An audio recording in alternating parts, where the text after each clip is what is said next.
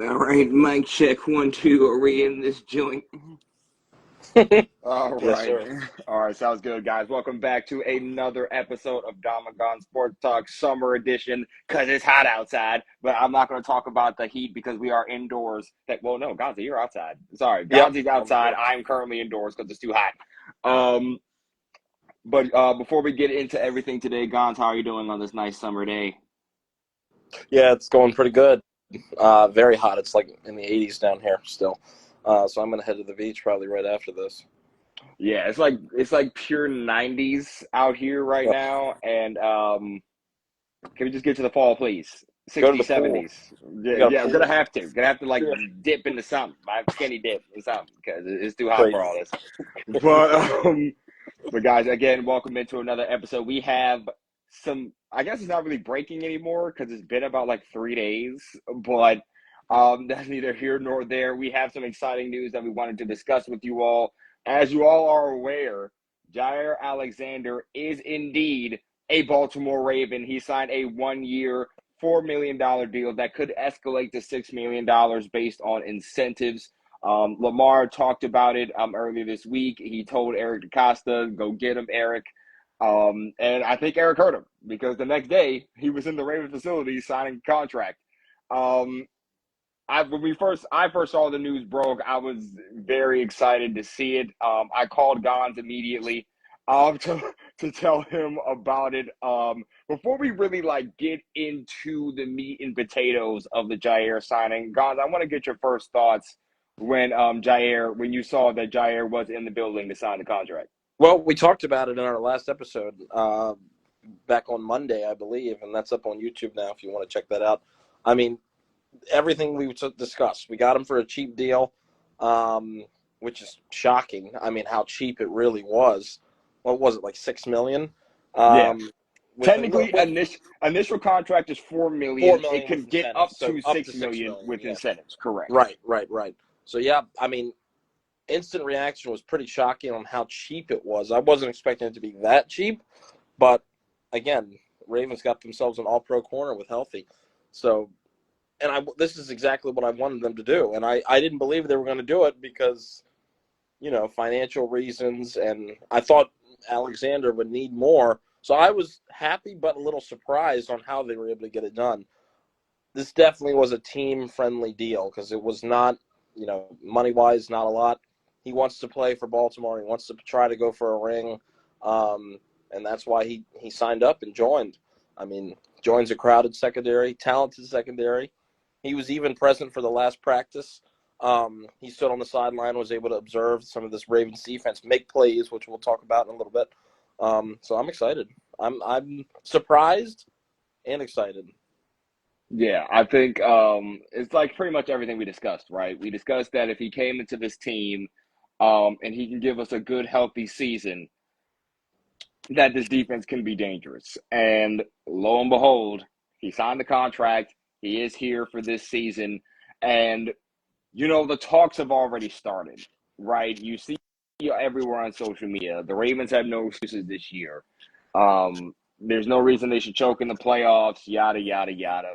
I mean, this is not something that we already don't know, right? This isn't something we didn't give any excuses 2 years ago when we had the top defense in the league. It was just, we got there and we choked. I mean, you can't really have an excuse for that. It's just at the end of the day, we did not play to our best ability in that game. Last year, defense starts off rocky. Not even just rocky; it was an earthquake. That defense. We just were not playing well defensively, and we get it together in the later half of the year. We pull it together. We put up some really great games. At the end of the year, make the playoffs, knock the Steelers out in the first round, and then make mistakes against the Bills. Like my as much as I love this Jaire signing, and I think, like I said, I wanted it from the jump. Um, a lot of this, I feel as though, with the hype surrounding this team right now, is that they are trying to build the Ravens up because they feel like that we're going to fail, and it just feels like false confidence going into this season. And I don't really like that because no one on this team, at least no one on the squad. I can't speak for all fans because obviously as fans, we're going to make excuses, right? That's just what we do because we love our team. But no one on this team has ever made an excuse. Like, no one on the team has come out and flat out said, oh, well, if we would have did, if somebody else would have yada yada, or maybe if somebody else would have made this play, yada yada. I mean, anybody who stepped to that podium after that last year playoff loss said, damn, I should have did better. And then when you hear Lamar take the podium, it's, oh, well, if I didn't throw that bonehead interception, or if I didn't fumble on that one drive, coming to the defense of Andrews. I know some people have already seen that he came to the defense of Mark Andrews that Tuesday before Jaire signed. It's I want to get your thoughts on that, Gonz, too. I just feel as though that with this Jaire signing, people are saying that this Ravens roster is one of the best rosters constructed. And while I am cool with how the roster looks right now, on paper, it looks very, very good. I just feel as though that a lot of these talking heads are trying to build this team up because they're ready to dump on this team if they don't get it done in the playoffs.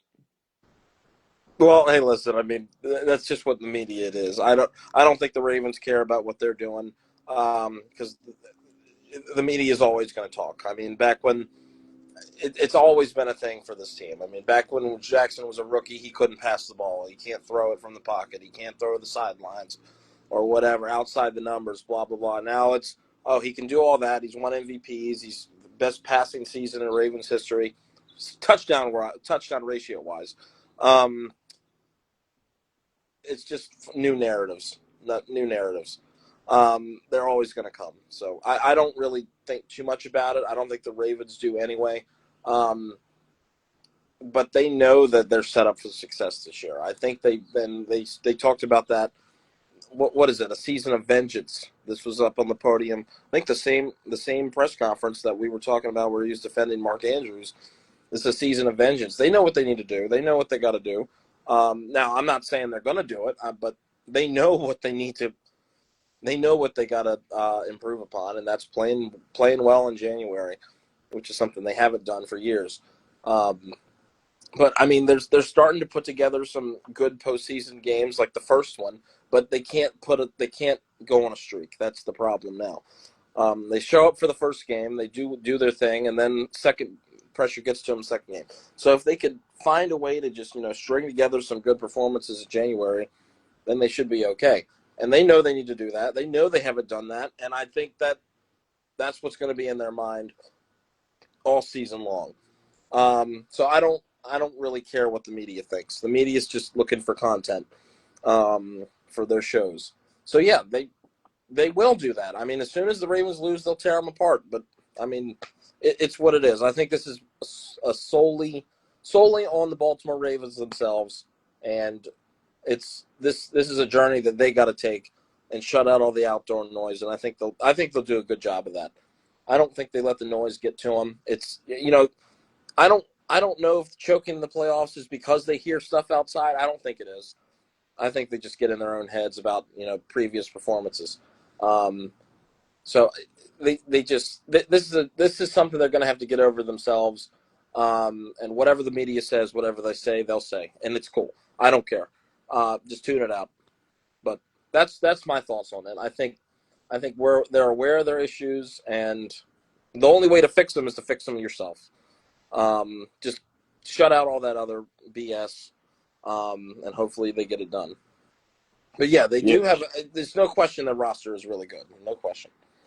Yeah, I mean, I think you have to kind of. I don't know how many more times you're going to have a roster this good. I thought last year was the year, and that they lost again, but somehow they managed to keep their roster not only just as good but a little better too. I think so. I mean, you're squandering opportunities when you don't get it done. So hopefully they can. But anyway, we'll see. I kind of went all over the place with that, but no, yeah, I think you made valid points, but I think the one point that you emphasized was again putting on consistent performances in the postseason, and we just have not seen that yet from this Baltimore Ravens team under the Lamar Jackson era. We haven't seen complete games on both sides of the ball consistently in the postseason. Now, Mhm. I'm not when you point fingers at these playoff losses, right? You can look multitudes of ways, right? Um, let's go back to 2 years ago. AFC Championship game against the Kansas City Chiefs. I believe we are in Baltimore, if I'm not mistaken. We went into that year as the 1 seed, correct? Yep. If I'm calling it correct. So we get home field advantage. We got some of the best offense. We got the best defense. We are just cruising in these games. We got the first round bye. We come back the next week. We play the Texans, win that game. We're in Baltimore, and then we go against Kansas City. I mean, again, Kansas City's defense was playing great that year. But then again, Baltimore's defense came to play in that second half. And then what happened? The offense, struggled to score in those situations, you know? And like, again, it's just, and then the next year, I mean, we go against the Buffalo. Can you Oh, still you hear me? good? Hello? Yeah. Okay, sorry, I was getting a phone call. You always get them. Uh-oh. Hello? Can you still hear me? Hello? Now I hear you, but whatever you were saying a second ago. Oh, okay. Go Sorry, I ahead was and start trying to. again. Yeah. Yeah, let me get. I'm trying to get it to the point. We go against Buffalo last year. What happened? Mistakes, turnovers. I mean, you get down to the field, the Mark Andrews drop. I mean, Lamar fumble. Like it's when you look around, there's fingers to point at everybody, right? There's not just one unit that gets the blame. Like when this team loses, the whole team recognizes that the whole team needs to be better. And this year, you have to go into the mentality with what you just talked about. You're never going to have the opportunity. You're rarely ever going to have the opportunity to have a roster that is nicely put together like this. It is hard to maintain. It is hard to keep. Guys get expensive. The cap room gets smaller.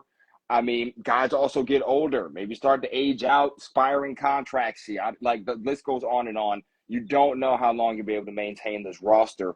If you're gonna go win it, you gotta win it now, right? Lamar's almost 29, if I'm not mistaken. Like we have a. I'm not saying Lamar is gonna like instantly turn into like a grandpa when he turns 30, but we're gonna have a couple of years left to prime Lamar. You know what I mean? Like of his career. And Zay's still young, Bates still young. Henry is also going to be getting older. He'll be, by the time his contract ends, he'll be like, what, 33? We don't know what's going to happen with the Andrews situation. We don't know what's likely because both of those players are on contract years. I mean, like you said, it's now or never, Before with you the stray roster too currently far away, constructed. let's go back to the playoff games because you're moving into other things. Yeah, I agree. Yeah, nobody's getting younger. Who knows what's going to happen with Andrews next year, et cetera. But before we go, you discussed playoff losses.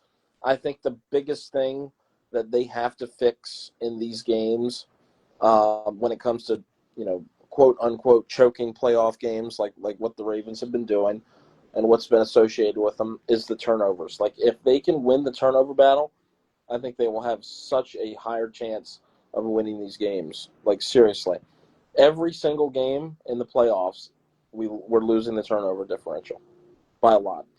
I mean, and we're not forcing any turnovers in these losses. I mean, it's the Buffalo game, 2-0, right? Jackson No, fumbles, actually, well, no, three. three because interception. Yeah. 3-0 in the Chiefs game. Interception, a strip sack, and maybe one more. It was at least two or three in the AFC Championship. Can't remember. Titans game, 2019 playoffs, interceptions, 2 or 3 picks and a fumble. I mean, it's just unbelievable how much they don't get the turnovers when they need them the most.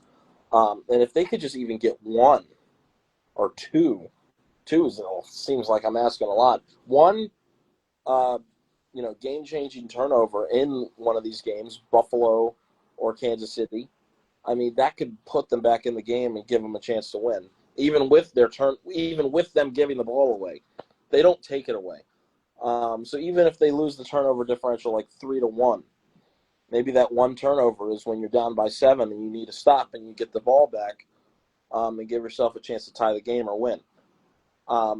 So they have got to do a better job at that. Because like you said, they're running out of time. Nobody's getting any younger. But I'm so happy, and that's what Marlon Humphrey's talking about in his conferences, is emphasizing turnovers this year for the 2025 Ravens defense. So while you need to be sound in tackling, hopefully that's a primary focus too. Taking the ball away is key. Because you could be a bad defense, but if you take the ball away, it doesn't matter how bad you are, because you're stealing it away from the offense. You're cheating them out of possession. So that is something that needs to work on. They have to do a good job at, because that best defense in the league, 2023, how many takeaways do they have in the playoffs? I'll give you the answer, 0. Texans game, they didn't get a single one. I know they I'm not gonna lie, that game they didn't really need to, but They did no offense, Texans but fans. still, it's. But you're right, so, though. It's important. You're yeah. absolutely right. Either way, they didn't need it because they were running the ball down their throats and keeping the clock going, and the only touchdown they gave was a punt return. But still, like, they haven't forced a turnover since 2018 in the Chargers game. That was the last time they got, I think, maybe 1 or 2 turnovers against Phillip Rivers in that wild card game. So that is a huge problem, and they've got to fix that. Last year, in general, they didn't force a lot of turnovers. 2023, they did force a pretty good amount in the regular season, but then come playoff time, it was nothing. So I'm excited to hear the Ravens talking about turnovers as being a focal point for the defense, because that is something they need to do in January. You have to. And I know other teams aren't going to just fumble the ball away like ours. To the other team's credit, or to our, maybe it's more of our shamefulness, a lot of the turnovers are just self-inflicted. Like, dropping the ball on the snap is just embarrassing. Like, the Jackson fumble was awful. Andrews just letting the ball getting hit out of his hand. I mean, come on, man. I mean, credit to the defense for punching that one out, because at least he punched it out. But those are just, the Jackson one, I was so hurt that it happened, because we were about to score anyway. Anyway, you all see my point. Turnovers, get them done. Okay, you take it away. Force them to make something silly happen. Like, maybe, even if, like, I don't know, just something needs to go our way when it comes to turnovers. Like, the quarterback snapping the ball, it goes over his head, and we get a fluky turnover. None of that seems to happen for us in the playoffs anyway. But no, it doesn't. Anyway, no, it doesn't. Point across. That's all I wanted to say about playoff games. No, I mean, and you're not wrong. And it's kind of funny how you mentioned that, because as I think about all, like, the bobbled snaps and things like that, like, I mean, we don't get those. You know what I mean? From the opposing team, I mean. Like, we really don't get those. So the fact that it happens to us is just like, oh, man. Like, well, it just shows it's a mental toughness thing. Like, when we forget how to do the basics when it comes to just handling the football. Like, just routine. What was I listening to the other day? I was listening to some ESPN broadcast. Who was the guy? Brian McFadden, sorry, former Steelers DB. He was talking about it just like this. The reason why the Baltimore Ravens don't win the football games when they matter is because they forget how to do routine things. That's it. And that's a mental toughness thing. You have to be mentally sound in big moments, so that you don't just fumble the football when you're crossing the goal line, drop the ball after you catch the snap. I mean, like that. No, other teams don't do that. Other teams rarely do that. I mean, yeah. Even the bad team. I don't even see the bad teams do that when we play them.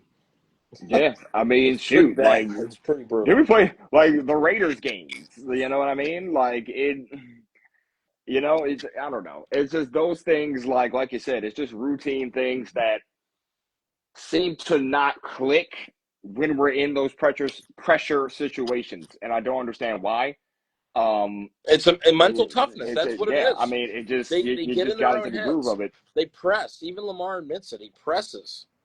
Yeah, Like they got to get it all back in one play.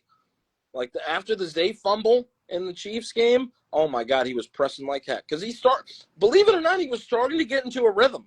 He really was. I know nobody wants to talk about it, but once he hit that big deep bomb, were starting to get into a little bit of rhythm on offense, especially with the passing game. He hits Zay for another first down. He gets Andrews over the middle. He gets Zay again on a crossing route that should have been a touchdown. He didn't have to dive for it. And then the following drive, he's hitting strikes down the field. Nelson Aguilar with that 35-yard catch on the play action. I mean, sets him up right in the end zone. And then interception to Likely. So, I mean, just take what it's giving you. I mean, you don't have to press every time. And I thought we did a much better job of that this year in the Bills game. It's just the turnovers that killed us. yeah. I mean, and I like how you brought that up too in that Bills game because, I mean, he was walking down that field in the clutch to try to get us We within were walking two. down the field the whole game. We were. I know you're not wrong. You're right. Yeah. But I'm just specifically pointing at that I know last what you're possession. saying. Yeah, I'm pointing at that last possession because he was walking it down, walking that Bills defense down. No Zay, no bait. Just trying to do the best he can. He does that, right? Scores, gets into the end zone, 2-point conversion to try to tie the game at least to give your defense a chance to try to get a stop. I'm not saying that defense would. I don't know what would have happened. None of us know because it didn't happen. Right? Well, you don't even know. I mean, everybody was saying, "Oh, the game was over anyway. You guys weren't stopping Allen." Allen was throwing the football. But you don't know. You don't know right? how much he could have made a mistake. I mean, he was barely passing that whole game. We don't know. You have no idea. So we have no idea that, because we don't know what could have happened because we didn't. He had it didn't like happen. 10 completions for like 160 yards. He was barely throwing the football. And that's the point. He didn't have to because his team wasn't making mistakes. Yeah. You know what I mean? Like so. But back to that original point, like the offense was walking down that Bills defense. Lamar gets us into the end zone, 2-point conversion to try to tie. Right? Andrews drops it. I mean, you can't. And Ravens fans have probably replayed that play like 90 times in their nightmares. You know what I mean? Of that Andrews drop. Andrews heard enough of it, over the off season. Obviously, so I'm not going to rag on him anymore. He's heard enough. He doesn't deserve any more. He gets it. But my thing is that, I mean, to your point, he's gotten better in those pressure moments. Like in that drive, he was locked in. You know what I'm saying? Completion like Tylan Wallace, getting those first downs, getting into those things were important. And he was locked in, focused, not making mistakes, making the right football play to get the Ravens down the field to try to get in a position to win the game. Like, if he can just take that mentality into not next year, because obviously we're in the new football season, but if he can take that mentality into this year, right? Take that mindset into calm down. Let's let everything come to you and just play how you play, right? If you can just take that mentality into this year with the roster as currently constructed, we could see good results. That's all I'm saying. It's obviously not going to be easy because, again, the AFC is a juggernaut of a conference. But, I mean, you take that mentality into this year, it could be a different outcome. I'm hoping it is, but like you said, you just have to remember the basics and just stick to what you know and stop making those silly mistakes. That's really all you got to do. Yep. That's basically it. But we went way left. But our point is adding Jaire, another veteran presence on this defense to add to the secondary. The secondary can help with the front end with that defensive line. I mean, if there's nobody to throw to, it gives the defensive line time to tie to it in with what we were talking about. Jaire can get turnovers, and he's known to get picks. He's guarded wide receiver ones. This isn't rocket science to him. Like when he's healthy, he's legit. He can handle Jefferson. Yeah, like those top guys. He's played against Diggs. He's played against Jefferson. You know what I mean? Like he's played against those elite wideouts. Amon-Ra, St. Brown, yeah. Yeah, so now we have help guarding a Jamar Chase, a T. Higgins, guarding a Jerry Jeudy. And I know before y'all say, oh, Jerry Jeudy, yes, Jerry Jeudy had a great season last year. I'm not Well, overlooking he's on him. No Denver, one isn't he? should. No, he's with the Browns. That's right. He got traded. Oh, my goodness, man. Forgot. I know that's disrespectful. I know it sounds disrespectful. But That's right. He was on the Browns. Yep. What I'm saying is, I'm not overlooking Jerry Jeudy. He had a great season last season, and I'm not overlooking him. But you have help guarding that, and David Njoku on the Browns as well. And now DK Metcalf and Aaron Rodgers. And now with DK Metcalf with the Steelers helping out with that, like, you have another person who can help out with that. And now you have a young player coming in with Mike Green, who could come in with an Odafe Owe with somebody who has a chip on his shoulder, Odafe Owe, coming in off a double-digit sack season last year, who's looking to build on that. And hopefully with that, there could be less double teams for Matabike, who was the top five double team defensive end last year.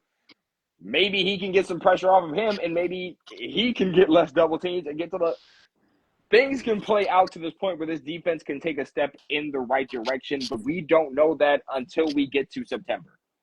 So I'm not putting – as much as I like how this roster looks on paper with the Jaire addition, I don't want to put this team over the top just yet because, our first 6 weeks is a lot. So let's just see what this team looks like come September, and then we'll go at it from there. But I think I love the Jaire addition, and I think he's going to do wonders for this team. If he stays healthy, then, knock, knock, the Ravens are at your door. Just saying. Get a turnover. Get turnovers because that's just get turnovers. That's all you really got to do. Imagine him intercepting Aaron Rodgers. That'll be funny. I mean, he's played him in practice, so he knows his tendencies at some point, Well, yeah. So both of them know each other. Should know each other well. Yeah. So we'll see. We will see. But guys. So Jaire is now in a Baltimore Raven. Like Gonz said, he was at camp that Wednesday when he signed the contract. He sat in on camp for a little bit, got to see the Ravens play. He did not suit up, of course. He just signed the contract, put pen to paper. So I guess he was just trying to analyze everything. But he's talking to the players. The players say that they love to have him. Of course, I'm never going to say no to another All-Pro addition to the roster. But speaking of camp, camp, again, goes as smooth as it can be. This past Wednesday, I don't think they practiced Thursday or Friday, if I'm not mistaken. So I think it was just a 2-day camp, Tuesday and Wednesday. Camp, another smooth day. The usual guys did not participate in camp due to injuries, of course, but, it's the same old for the most part. I'm believing that they're anticipating Jaire to be ready to go for training camp in July, I believe. I think that's going to be in the middle of July, if I'm not mistaken. And I also know that 22nd, I think. Correct, I believe. Rookies report on the 15th. Yes, and then the vets report on the 22nd. And then I believe they announced the joint practices that will also be occurring before preseason. I forget. Indianapolis is the first one. Indy, okay, They Indy. will be practicing about 2 days before the game, so Tuesday, I believe, August 4th. Okay. And then what else? The Commanders are going to go to the Commanders facility, and they're going to practice with them a couple days before that game, which is, I believe that's the third and final preseason game. I forgot the date, but that's the lineup. Indianapolis in Baltimore, and then Baltimore takes the bus down to D.C. For their joint practice. So that's good. That's where the most of the work is going to get done against these other teams. Not in the preseason, but against the starters versus starters little scrimmages they have in for these joint practices. So that'll be great. I don't remember us ever having two different teams practicing or that we're practicing against in one training camp. So that'll be very good. I usually only been one because last year, what was it? Last year it was Green Bay. They went to Green Bay and they practiced against the Packers.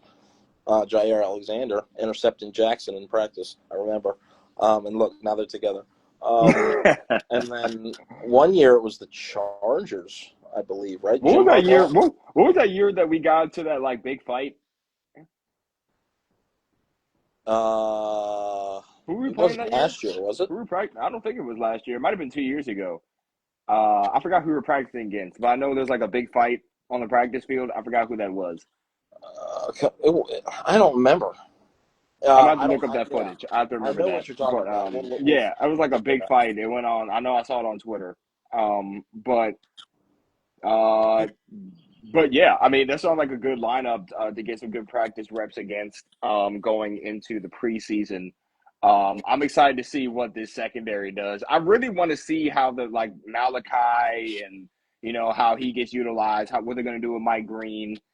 Um, just how these players are going to be inserted into the lineup going into like these joint practices. I just like to see. I just want to see how Orr decides to put these guys in position. Um, especially with our Darius going down. How does that affect Malachi's position? Is he going to be put into a more of a position with our Darius being down for the first couple of months of the season? Um, so I'm excited to see that. I can't wait to see what this team does. Against in the scrimmages. Um, Unfortunately, we won't be able to talk about anything till July, which kind of sucks. But but yeah, I mean, I'm looking forward to it. I think it's going to be good. I think the training camp these past 2 days have been really good. Had a lot of good stuff to hear about from the defensive side of the ball. Um, Lamar, I know when he was there, he was looking pretty sharp. He did get picked off, I believe, one time by Trenton Simpson. But other than that, he was looking He pretty threw a sharp pick out there. six and Nate Wiggins. Oh, he did? Hmm Okay, I don't well, know if I he mean, threw. Well, Trenton Simpson was a different day because you yeah, I talked think about it. Trenton Simpson was Tuesday. Okay. Trenton Simpson No, was he was Tuesday. picked off by Wiggins and returned for a touchdown. Jeez. All right. Well, I mean, if the defense is getting Yikes. to the ball, that means that's something then. I mean, I'm glad it's against It's our like good. defense. And I feel like that's the thing about this like training camp. While it's good that Wiggins got the pick, it's like, oh dang, Lamar threw a pick. But I mean, that's just a learning curve when it comes to practice. So I love to see that the defense is getting their hands on the ball. I know you've discussed TJ Tampa a couple of times. I just He felt like had he's some just been nice having a plays. great I think camp. he had an interception too. Yeah, he's just been having a great camp. I think Hmm all in general. I'm happy I to know see that he was able Zay to get Flowers took the healthy. top off the defense for a 30-yard gain. One of those plays too. There was a bunch of different plays. Yeah, I know Aeneas Peebles. We forgot about him. I hope I'm saying that right. The Virginia Tech I believe you're saying it tackle, right. Yeah, I the believe you're saying it right. sleeper. Hmm. Um, he had a nice burst on a couple plays, and he almost had a pick. I heard on a tip D line pass. I almost called it a tip D line interception because that's what we call them in EA Sports Madden games. Um, so yeah, it's really exciting. There was a plethora of guys making plays. And what's his name? Tez Walker. We talked about him last episode. He's continuing to show out. So it's awesome. LeJonte Wester getting some work in at punt returner. So it was cool. But those were the headlines. Wiggins getting that interception. There was a couple other defensive plays. Oh, Adafe Owe was everywhere. He made some plays in the backfield. I'm really hoping that he builds on what he was doing last year. I know there were a lot of reports out saying that he built a lot of muscle coming into this season. Mm-hmm. He'd gotten stronger. Like I'm here for it. If he wants like go all out this season, if he wants to have a historic season for us, by all means, go 110%. I'm all here for Adafe Owe's success going into the season. I'm rooting for him. It hasn't been great these first couple of years. He had about 4.5, 5 sacks a season. But then he comes into last year, he gets 10. And now it's just okay. So can you get better in that? Can you get better than that, or can you get around that? Like, what's your mindset of going into the season? I feel like he's coming into here with a chip on his shoulder, like I spoke on earlier, and he feels as though like it's time. It's time for me to break out, and I think this might be his year that he could do that. Alongside those reps that Mike Green might get with Beaks, of course. Like I'm hoping that this year that this defensive line can build some pressure because we had some of the worst pressure rates ever last year. So I'm hoping that we can turn that around and build the defensive line that teams are actually scared of because last year did not cut it. Yeah, and I know they got a lot of sacks, but the pressure was not. Yeah, it just wasn't there. Like some of those quarterbacks could have ordered dinner, called their wives, called their Yeah, it was girlfriends. You it know was what I mean? inconsistent. Like it was inconsistent. There were Like we some need, times when they did a great job, and then there were times where it was just like, what are we doing? what are we doing? You know, it just wasn't there. So I'm hoping that that turns around because you especially need that in January. We keep discussing Oh turnovers. yeah. Mm-hmm. You know, you can get to the quarterback, you can try to force some turnovers. That's just, I mean, that's Or just just how pressure them how at it goes. least. Or just pressure them at least in general. Get them out of the pocket. Get them scared. You know what I mean? Get them running. You know, that's how you create turmoil. Like, so I'm hoping we can do that this year. So I'm hoping, like I said, I'm here for all the Adafe Owe success. Please bring all the success for Well, we Adafe just got to Owe. prove that last year wasn't just a fluky A season. fluke. Yeah. Agreed. Agreed. So this is that because a lot of you might be like, well, he just got 10 sacks. What else has he got to prove? He's got to prove the consistency. Because some of the argument where those were just like, I don't want to say bad sacks, but just like, Like just coverage sacks. there's sack. Yeah, there you go. Covered sacks or just, somebody missed a sack and then he cleans it up. You know what I mean? So let's see. I mean, there were a couple plays where he actually made some great plays. And I remember his rookie year, Denver. We were playing Teddy Bridgewater in the Broncos. He had 2 sacks that game that were both well deserved, like instant block shed type stuff, like just coming off the edge and just getting in the backfield immediately. Like those are real legit sacks, I think. When you just blow by the tackle and just get to the QB, and there's nothing he could do about it, but just eat it. Yeah. That's the kind of stuff we need to see. So obviously, these DBs are going to help out and give us time to get there. But if we can get there, we can help these DBs snag some interceptions because the quarterback have to throw it quickly. So it's exciting. I again, here we are having high hope for this team because they're set up for success. Like it's almost that they are. I don't want to say destined, but people are saying that they are destined to win it all this year, and I'm not sure what's going to happen. Yeah. I So mean, yeah. yeah, clearly they're probably Super Bowl favorites, but I don't know how you can put them as Super Bowl favorites the way they've played in the playoffs recently. I guess people you just got to give. I mean, something's got to give. We'll see. We'll see. Yeah. I mean, you're not wrong. I I'm think not that, saying anything about it. uh, I'm just gonna. yeah, I mean, that's what I'm saying. I just want to see what this team does in the beginning of the year. And if they start off hot, which, I mean, that's yours. I mean, honestly, Dom, it's about how they do in January. I don't That's care what I'm what team saying. they get. And that was going to get to my point. I Oh, was going okay. to, in September, if they start off good, you know, getting through that stretch of tough games is going to be important for this team come December, right? Because you're going to want to stack up those wins as much as possible in terms of seeding and things of that nature, just making the playoffs in general. Like we said, the AFC is a juggernaut. I mean, you got our division in general. And I know people are going to sleep on the division itself because some of the teams are having issues, but these teams can still give us problems in the regular season. We saw what the Bengals did to us last year. They didn't win those games, but we had to win by the skin of our teeth in both of those games.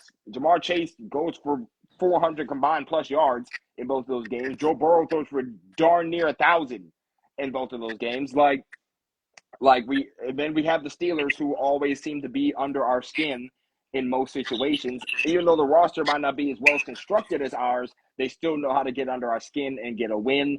We've seen that. The Browns even beat us last year. You know what I mean? Because it's that AFC North ball. You know what I mean? And then out of our division, we got the Buffalo Bills, the Kansas City Chiefs. The Chargers can't be slept on. I get it. They did not It's play the well in the Bills and the postseason last Chiefs. year. Hey, I don't. I'm not Those sleeping on divisions. any team. I'm not sleeping on any team. Right. Because when we start doing that, that's when we get over our heads and we start playing dumb. I'm not sleeping on any team. I'm sorry. I don't care how you played last year. You are a threat. If I see you as a threat, you're a threat.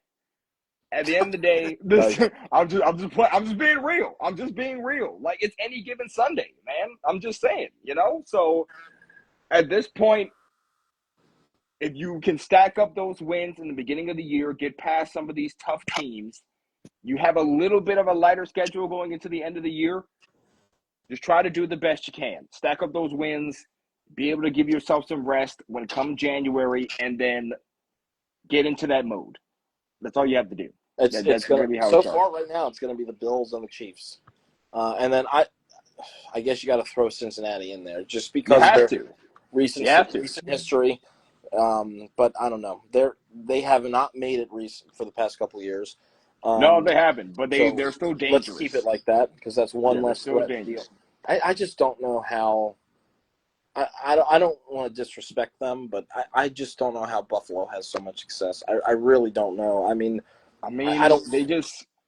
I Is feel the like talent really there right now? And I know they. they I feel like used to though be. Diggs was legit. Gabe Davis developed into a pretty good receiver. I guess Khalil Shakir is pretty good, but I just don't know who the Bills got. I don't know how.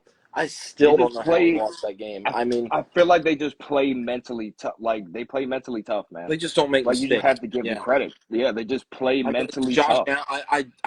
I don't know how they. I don't know how they're so good because in our defense, they had a very cupcake schedule last year. So I think we easily could have. Man, if we could have played them at our house, I really think it would have been different because you saw what we did to that team in the first game. I mean, they Yeah, I mean, I playing in know, that but playing in that Buffalo disaster. Oh, it's no excuses, but you just got to think we could have possibly had the 2 seed if we had a slightly easier schedule. I don't know, but anyway, I don't know hey how man, we just. the I Chiefs mean, they could regress, but we say that every year. yeah, And I'm not. You they're can never always sleep in the on them. championship. Yeah, maybe the Super Bowl slacking they took maybe or hurt or make them go down a little bit, drop that stock a little. So yeah, and Buffalo, did Buffalo really improve enough to be like, wow, this is the team? I mean, for me, Um, it still looks like the Josh Allen show, literally. It reminds me of old Ravens teams that just don't make mistakes because their quarterback and everybody else. Because that's what the Ravens used to be. Like in 2020, 2021, it was Lamar Jackson and everyone else. Because, I mean, Hollywood was whatever. He was okay. Mark Andrews was still good. And that was pretty much it. I mean, we had Prochet at wide receiver too. Deshaun Jackson off the 35-year-old. We had who else? Just, you see what I'm saying. We yeah, had I Kenyon mean, Drake, our leading rusher. yeah, I um, mean, so I just looking don't at know these how they have so rosters, much success. I yeah, really looking don't. at the rosters of these AFC competitors, right? I mean, you look at the Chiefs. Kelsey decides to stay on for another year, right? And then you have Rashee Rice potentially coming. Well, I heard Andy Reid saying that Rashee Rice should be good to go for camp, so he'll probably be good to go. For the start of the season. The Chiefs also retained Hollywood Brown, so he will also be back. I believe they also kept Kareem Hunt, and they still have Pacheco. They did lose an offensive lineman, but then they drafted the young man with pick 31. I forget his Oh, name. they lost Tooney, yeah, right. They did lose Tooney to the Bears. So, well, no, they traded him. I think I believe they traded him. But Whatever, yeah, but he's off the team. yeah, but he is off the team. But they did draft a left tackle because it was an issue of concern for that squad going into the year because they moved Tooney to left tackle because of the fact they didn't have a left tackle that they could trust to protect Mahomes. So, so you look at that roster. Then you look at the Bills. I mean, what did the Bills do? I mean, they drafted a young DB in the first round, I believe. They also signed back Tre'Davious White, who was on our roster last year. After he had success with us last year, they brought him back for, I think, a one-year deal, if I'm Oh, not mistaken. Yeah. They no longer have Von Miller, of course. Um, so I don't know how, I guess, I don't know how pressure-wise that's going to work. they got Jordan Poyer's not there. I believe Jordan Poyer is not there. I don't know if he's still with Miami, but They got the other guy. Oh my gosh, what's his name? Damar Hamlin apparently is their starter. oh yeah, Hamlin. So Offensively, I mean, you got Shakir, you got Keon Coleman, you That's right. still got Yeah. yeah, they still got Dalton Kincaid, they got Dawson Knox, James Cook, who is, I believe, on a contract year. Yeah. James Cook, who's on a contract year. So I mean, I don't know what else they decide to do. I Isn't mean, he there's still holding some. out? He was at training camp. Mm-hmm. He said, I think he told a reporter that, hey, I like my money, so I'm not going to get fined for not coming to camp. So I'm just going to come to camp. I still want a contract though. Just saying. So he still wants a contract, but he's also showing up to camp because he wants his money. So I'm not going to argue with a man trying to get his bag. But yeah, I mean, and then the Bengals. You know, I mean, they have T and Chase for years to come now after signing them both to extensions. They signed Gesicki, I believe, to an extension as well. They have Chase Brown. Also, I mean, defensively, Trey Hendrickson is still holding out. Their first round pick is still holding out. So It's a I disaster. mean, it's so I I love mean, to when you love it. look at our roster, I mean, luckily we're okay for the time being. But that's exactly your point. We got to do, if we're gonna do something, we got to do it now. Because I know you said you thought last year was our year. I thought our year was 2 years ago when we had the number one defense in the league as well as an offense that could back it up, and we were just steamrolling I mofos started saying into that the AFC Championship. last year because the offense looked better than the year before. And it was just like Henry was rolling. We had never seen a tandem like that in Baltimore in a while. It was just, I don't know, it just, everything was looking like the way we were running the ball and just scoring on offense and like balanced attack was just, that's why I was saying that. Hopefully, if we can replicate that, because we have the same team, aside from maybe one or two departures. The O-line is intact, aside from Makari. I mean, you got Voorhees, you got Falele, you got Linderbaum, you got Stanley, you've got Cleveland in the folds, competing for with that. Rosengarten. Yeah. Mm-hmm. Oh, Rosengarten's the starting right tackle, right? Yeah. So yeah, Voorhees and Cleveland are those, and what's that other guy? Emory Jones. Emery. Yeah. I think they drafted another young man too. I think out of Alabama A&M, if I'm not mistaken. That's right. Another offensive line piece. So I mean, that's the only really competition for O-line is the guard spot, the left guard spot. Because Falele's got I'm assuming Falele's got the right guard spot since he's a pro bowler. So yeah, I mean, he came a long way. He started off rough. Yes, he's come a very long way. Yeah. He's come a very long way, and we appreciate him for the work he's put in. So yeah, guys, I mean, it's plain and simple. We got Jaire now. What is this Raven squad going to do? We'll just have to wait and see until September rolls around. We still have under 3 months until football officially kicks off for the 2025 NFL season.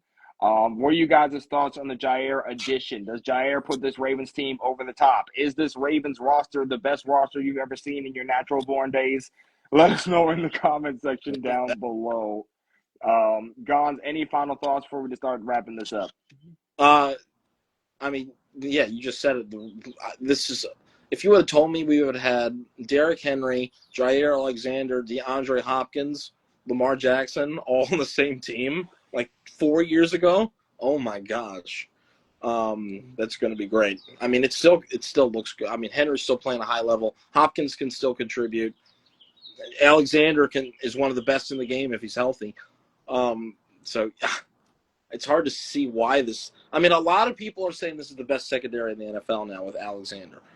And if he plays, you know, like his All-Pro self, I can get behind that because of who else we got.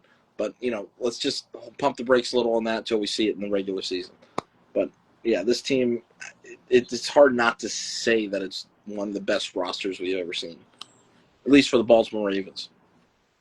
But yeah, I mean, the roster looks dive on the other AFC North squads too sometime. Yeah. I think next time we get on here, we should probably we'll see what transpires between the teams as the weeks go on, as before at camp starts. Mm-hmm. We'll see if those holdouts decide to not hold out any longer going into camp. But, only time will tell. So we'll try to look into those guys too, see the state of the AFC North heading into camp. We could do that next week. Yeah, for sure. Yeah. But, yeah, guys, I mean, you heard it here. I mean, we're waiting to see. We're pumping the brakes as of right now to see what this team does. Of course, we have to see what the final 53 looks like, too, because the 53 hasn't even come out yet, of course, because it's still so early. So we're going to see what those final rosters look like, who's earned the spots, who's not, and we'll see come September if this team is going to be ready to rock and roll heading into this year. But thank you for joining us again for this another episode of Dom and Gonz Sports Talk. We love talking sports with you guys. If you like our content, please don't be afraid to comment, like, share, subscribe, all that fun jazz. We're going to try to be more active going into this season. Schedules conflict. We can't always control that, but we finally got 2 streams in well, one week. we got 2 streams in a week, so you guys give us a like for that. 2 streams in a week. I mean, come on now. Keep it going. Yeah, but again, guys, thank you for joining us. Please, like I said, leave a like, comment, share, all that fun stuff. We will catch you guys next time. Maybe bring you some more updates as this interesting NFL season is yet to kick off, but it's been fun to see so far. We'll hope to bring you more soon. But for now, I'm Dom. That's Gonz. We'll see you next time. We're signing out.